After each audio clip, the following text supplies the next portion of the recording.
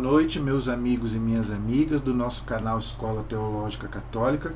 Eu estou aqui para fazer um vídeo bem curtinho para vocês, para a gente falar um pouco desse mês de setembro que a Igreja nos coloca como mês da Bíblia, mês da Sagrada Escritura. Então, na Igreja Católica, o mês de setembro é dedicado à Bíblia, à Palavra de Deus. Mas por que a Igreja coloca o mês de setembro como o mês da Bíblia?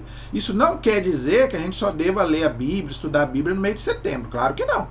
A Bíblia, a Palavra de Deus, é para a gente ler, meditar e viver todos os dias. Não é só em setembro. Mas por que a Igreja dedica o mês de setembro todo à Palavra de Deus? Por que isso na Igreja Católica? Então, eu quero explicar isso aqui num vídeo aqui, não muito longo, sobre por que setembro é o mês da Bíblia na Igreja Católica. Veja, no dia 30 de setembro, interessante, o último dia do mês, no dia 30 de setembro, é dia de um santo maravilhoso, doutor da Igreja. Só o Papa pode dar esse título de doutor da Igreja. A Igreja já canonizou mais de 30 mil santos. Só 37 ou 39, se eu não me engano, a Igreja deu o título de doutor. O que é o doutor? Ah, doutor em medicina, que entende de medicina. Doutor advogado, que entende de advocacia. Doutor da Igreja, aquele que ensinou a doutrina, é o mestre da doutrina. O cara que sabe tudo, vamos dizer assim. Fez doutorado, vamos dizer, entre aspas, estudou muito a doutrina. Então, 39, se eu não me engano, santos, aí, o Papa dá o título de doutor. E esse santo é tido como, o Papa deu o título de doutor bíblico.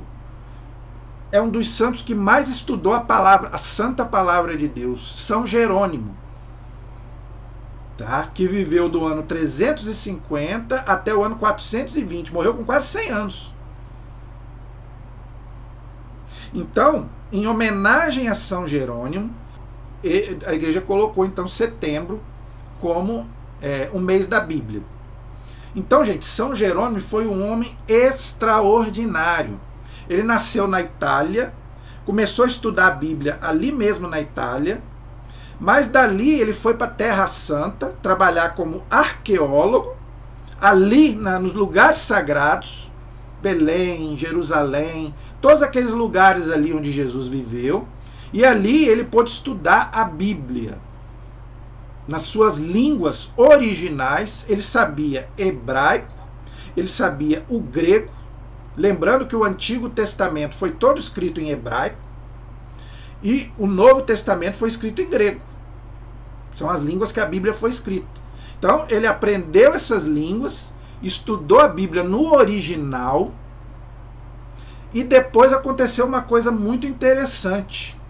O Papa São Damaso, o Papa da época dele, pediu para que São Jerônimo fizesse uma tradução da Bíblia do hebraico e do grego, que são as línguas originais da Bíblia, para o latim. Por quê? Porque a Igreja falava o latim. Era a língua oficial da Igreja Católica, o latim. Então, o Papa pediu para ele traduzir a Bíblia do hebraico e o grego para o latim, a chamada Vulgata, que a Igreja usa até hoje. Depois a Bíblia foi traduzida para todas as línguas, mas a Vulgata que São Jerônimo traduziu é usada pela Igreja até hoje nos estudos. De tão boa que foi a tradução de São Jerônimo. Por quê? Porque além dele dominar aquilo ali, dele saber tudo aquilo ali, ele traduziu lá na Terra Santa. Então ele era um homem que sabia tudo da Bíblia. Tudo. O homem era uma enciclopédia bíblica. E aí aconteceu uma coisa também maravilhosa depois disso. Ele participou de um concílio da Igreja. O que é um concílio? A reunião do Papa com os bispos. Mas não foi um concílio geral, foi um concílio regional numa cidade chamada Cartago, na África, onde viveu, por exemplo, São Cipriano. São Cipriano era de Cartago, um bispo da Igreja Católica. Eu já fiz aí um vídeo sobre São Cipriano. Então, houve um concílio regional nessa cidade chamada Cartago, no ano 400 e pouco. Aí aconteceu o que ali? A igreja, junto com São Jerônimo, definiu o cânon da Bíblia. O que é isso? A igreja decidiu quais livros que entrariam na Bíblia. Essa Bíblia que nós usamos hoje, gente, ela foi montada pela igreja, ela não caiu do céu. Tem gente que acha que a Bíblia caiu do céu. Não, a Bíblia não caiu do céu, foi a Igreja Católica quem montou. Isso aí não sou eu que estou dizendo, isso é história. Então foi no concílio de Cartago que São Jerônimo, junto com a igreja, o Papa da época e os bispos, e São Jerônimo participou, 400 e pouco, a igreja definiu quais livros entrariam na Bíblia. Esses 73 livros que tem na nossa Bíblia Católica. E ficou até 1517 com Lutero. Depois os discípulos dele tiraram daqui 7 livros, que é a Bíblia Protestante. A Bíblia Protestante tem 7 livros a menos, só tem 66. A nossa Bíblia não, tem 73. Desde a época de São Jerônimo. Antes, como é que era a Bíblia? A Bíblia era assim. Olha como é que era a Bíblia antigamente. Era um rolo, era um pergaminho, era escrito em pele de carneiro. Por isso que se perdeu, os originais da Bíblia se perderam. Ficou só as cópias. Porque olha o material como é que era frágil. Então, a igreja agora montou a Bíblia com 73 livros, na época de São Jerônimo. Então, meu irmão, minha irmã, eu vou falar uma coisa do fundo do meu coração para você que é católico. Isso eu aprendi e hoje eu prego isso. Se você não acredita na Igreja Católica, você não devia acreditar na Bíblia.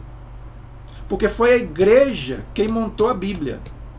Eu não estou dizendo que foi a igreja que escreveu a Bíblia, não. Ela é inspirada por Deus. Mas foi a igreja que montou. Foi a igreja que disse, esse livro vai entrar, esse livro não vai entrar. Tanto no Antigo quanto no Novo. Tá? Então, gente, se você não acredita na Igreja Católica, você não devia acreditar na Bíblia. Porque foi a igreja que montou a Bíblia. Inspirada pelo Espírito Santo, a igreja montou a Bíblia. Agora, como é que você acredita? Não, eu acredito igual Lutero, né? Eu acredito na Bíblia, mas não acredito na igreja. Ué?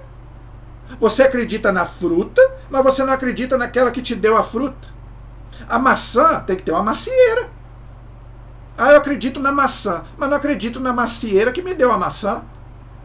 A Bíblia é a maçã. A igreja é a macieira que nos deu a maçã. Entenderam? Gente, eu já fiz um vídeo aí, tem no meu canal. Sabe quantos livros a igreja tirou da Bíblia? Tirou não, a igreja não colocou na Bíblia. Mais de 80 livros. Gente, eu vou mostrar para vocês. Eu vou mostrar porque eu gosto de provar. É o que a igreja chama de livros apócrifos. Ó, os livros apócrifos. O que são os livros apócrifos? São os livros que não entraram na igreja. Ó, aqui só do Antigo Testamento, gente, ó. Praticamente 2 páginas só de livros do Antigo Testamento que não entraram na Bíblia. Eu só vou citar alguns. A vida de Adão e Eva, primeiro livro de Enoque, segundo livro de Enoque, são livros que não entraram na Bíblia. A Assunção de Moisés, está tudo aqui.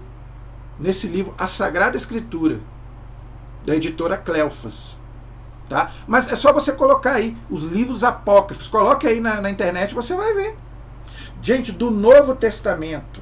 Ó, isso aqui do Novo, agora do Novo Testamento. Olha, 2 páginas também. Gente, evangelhos só ficou 4. Mateus, Marcos, Lucas e João. Ó, tinha Evangelho de Tiago, Evangelho de Tomé, Evangelho de Pedro, Evangelho de Nicodemos. Atos, ficou só um, só o Atos dos Apóstolos de São Lucas. Tinha Atos de Pedro, Atos de Paulo, tinha vários Atos, só ficou um. Gente, epístolas, tinha Epístola de Barnabé, terceira Epístola aos Coríntios, só ficou 2, a primeira e a segunda.